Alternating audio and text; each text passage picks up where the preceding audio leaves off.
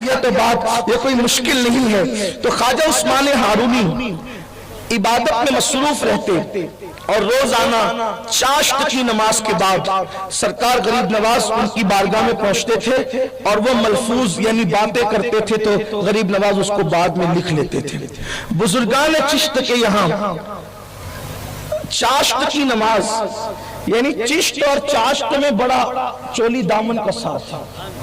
بزرگان چشت نے چاشت پر بہت توجہ فرمائی ہے اور چاشت کی نماز کی فضیلت یہ ہے کہ جو بندہ چاشت کی نماز پابندی سے پڑھے گا وہ روزی کے مسئلے میں کبھی پریشان نہیں رہے گا۔ سبحان اللہ۔ یہ جو قوم کا بڑا مسئلہ روزی ہے، چاشت پڑھنے والا ہمیشہ مالدار رہے گا، اللہ تعالیٰ اسے ہمیشہ سب سے بے نیاز رکھے گا۔ چاشت کی نماز کی بڑی برکتیں ہیں۔ تو ہر روز چاشت کی نماز کے بعد حضور غریب نواز اپنے پیر و مرشد خواجہ عثمان ہارونی کے پاس جاتے اور آپ جو بھی ملفوظات بیان کرتے اس کو لکھ لیتے۔ تو سرکار غریب نواز فرماتے ہیں کہ میں اپنے مرشد عثمان ہارونی کی بارگاہ میں پہنچا اور جب پہنچا تو میرے پیر و مرشد خواجہ عثمان ہارونی کو میں نے پوچھا، مرشد یہ بتائیں بستیاں کیسے تباہ ہوتی ہیں اور بستیاں کیوں تباہ ہوتی ہیں؟ سوال کرنے والے غریب نواز ہیں، جواب دینے والے خواجہ عثمان ہارونی ہیں۔ پوچھتے بستیاں کیوں تباہ ہوتی ہیں؟ بستیاں تباہ ہونے کی وجہ کیا؟ اس لیے کہ وہ دور بھی ایسا دور تھا کہ کوئی بادشاہ کسی بستی میں پہنچتا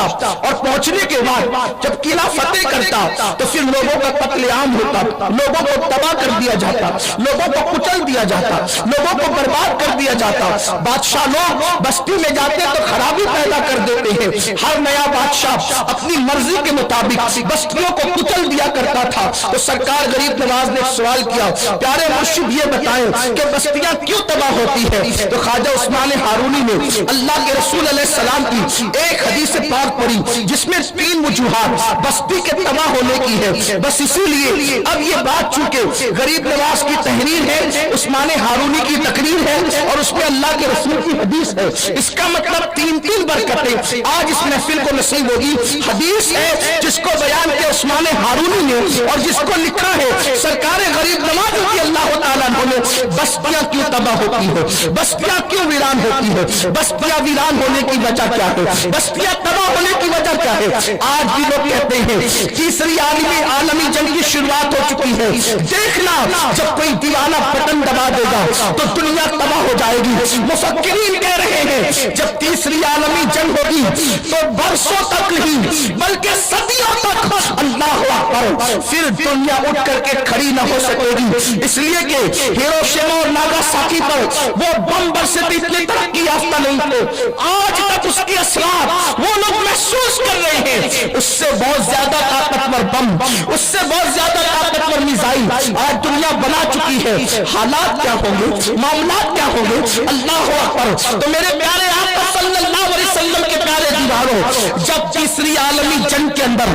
دنیا تباہ ہو رہی ہوگی، لوگ برباد ہو رہے ہوں گے، بستیاں اجڑ رہی ہوگی، اگر یہ حدیث ہماری نظروں میں رہے گی اور ہم اس پر عمل کریں گے انشاءاللہ تو اللہ ہمیں تحفظ فراہم فرمائے گا۔ سرکار غریب نواز رضی اللہ تعالیٰ فرماتے ہیں جب میں نے پوچھا بستی کیوں تباہ ہوتی ہے تو میرے پیر و مرشد نے کہا معین الدین حسن جب کسی قوم میں 3 باتیں پیدا ہو جائے تو اللہ پھر اس بستی کو ویران کر دیتا ہے، اس بستی کو تباہ کر دیتا ہے، اس بستی کو اجاڑ دیتا ہے۔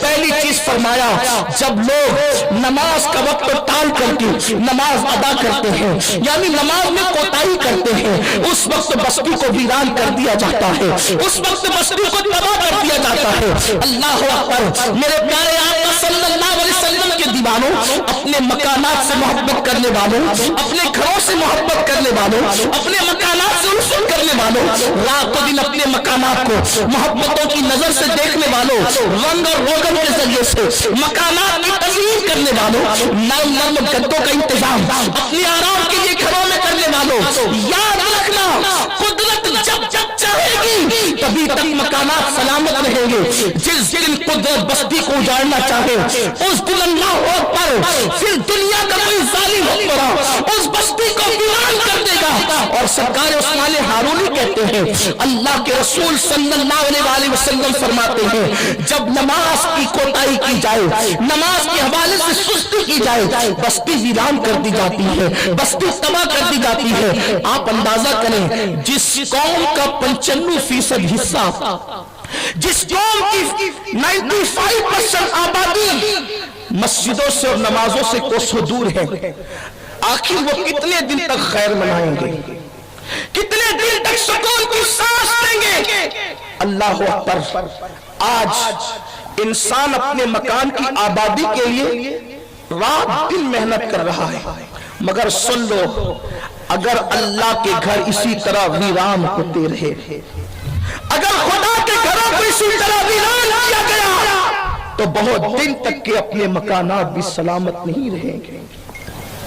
یہ امت ہر دن نت نئے مسائل سے دوچار ہے، کبھی یہ مسئلہ، کبھی یہ مسئلہ، کبھی یہ مسئلہ، ہم اس کی چوکھٹ پر، اس کی چوکھٹ پہ، کبھی اس کے در، کبھی اس کے در، کبھی در بدر پھر رہے ہیں۔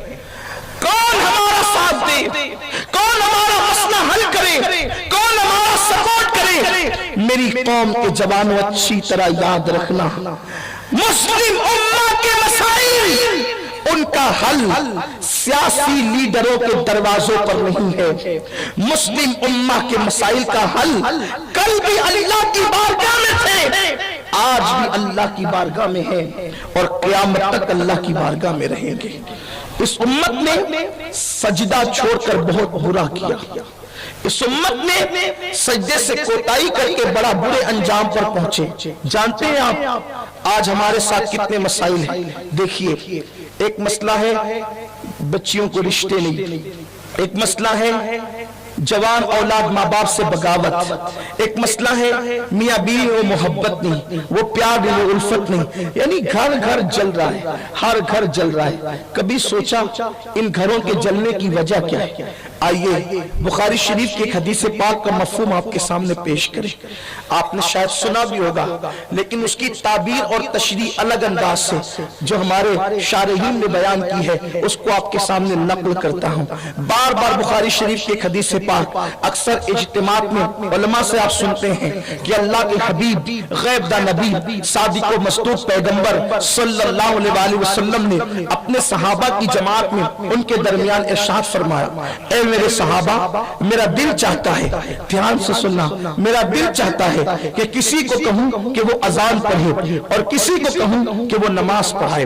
سرکار علیہ السلام نے یہ نہیں کہا کہ میں نماز پڑھاؤں، بلکہ کیا فرمایا، میں کسی کو اذان دینے کا حکم دوں اور کسی دوسرے بندے سے کہوں کہ وہ میری مسجد میں نماز پڑھا دے۔ اور آقا فرماتے پھر میں بستیوں میں نکلوں بستی دیکھنے کے لیے، بستی کا جائزہ لینے کے لیے کہ مسجد میں کون آیا اور کون نہیں آیا۔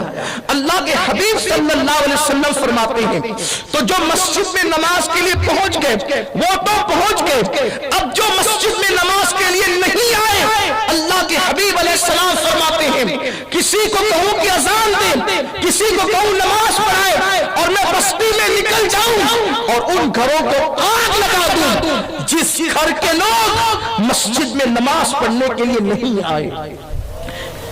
اللہ کے رسول کیا فرما رہے؟ فرماتے میں ان گھروں میں آگ لگانا چاہتا ہوں، ان گھروں کو جلا دینا چاہتا ہوں جس گھر کے لوگ مسجد میں نماز کے لیے نہیں آئے۔ اپنے گھروں سے پیار کرنے والوں، رات و دن محنت کر کے اپنے گھروں کو سجانے سنوارنے والوں، یہ رحمت للعالمین کا تیور ہے ان لوگوں کے لیے جو مسجد میں آ کر نماز نہیں پڑھتے، جو مسجد میں نماز کے لیے حاضر نہیں ہوتے۔ فرمایا میں چاہتا ہوں کہ گھروں کو آگ لگا دوں جس گھر کے لوگ مسجد میں نماز پڑھنے کے لیے نہیں آئے ہو۔ اللہ اکبر۔ اتنا سننے کے بعد یہ قوم کہتی ہے دیکھو نماز پر کیسی تاکید فرمائی، بے نمازی سے کیسے نفرت کا اظہار فرمایا، لیکن